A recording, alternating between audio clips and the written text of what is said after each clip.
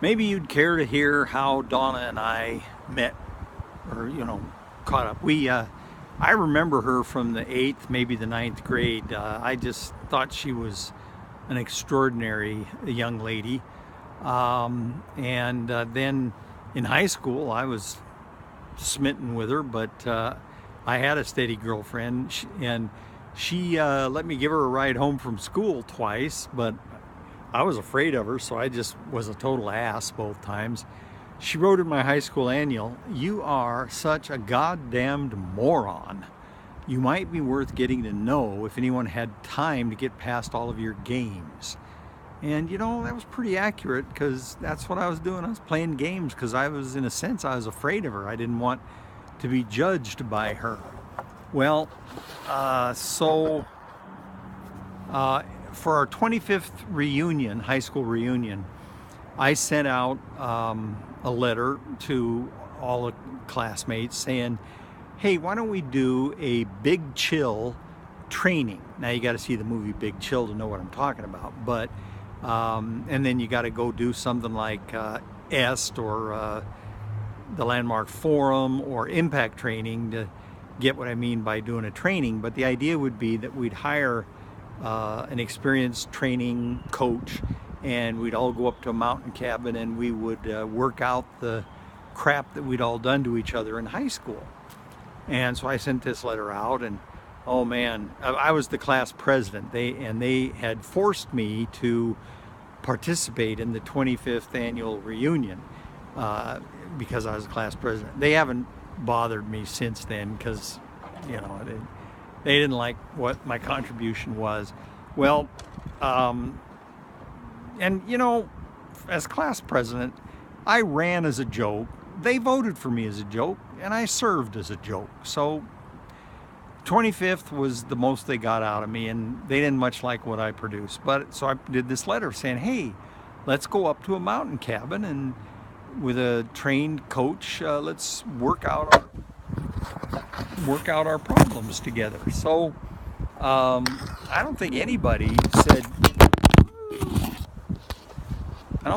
said, "Hey, that's a good idea," except Donna Taylor called me one day at my law firm, and I picked up the phone. I said, "Is this the Donna Taylor?" She said, "Yes." And we chatted a little bit. She said she was interested in that proposal. And so I said, "Do you happen to remember what you wrote in my annual?" "No."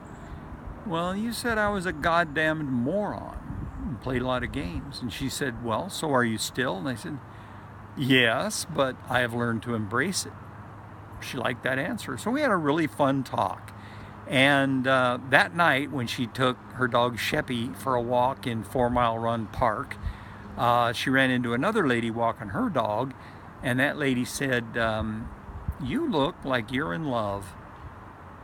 Well, what it was is that the conversation with me had just healed all of the ways in which she just felt like she did not fit in at Kennewick High School. Anyway, I enjoyed talking to her, but I was happily married and had 4 kids.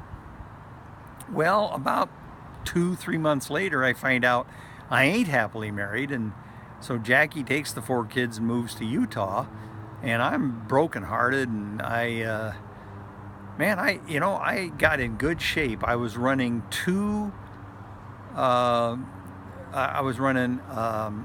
7-minute miles every morning, and these little rabbits would come running out at the same place on the trail every morning. It was a lot of fun, and I'm listening to Otmar Liebert as I run. And so I dated a couple different women, and finally I said to myself, I got to find a smart woman I like to talk to.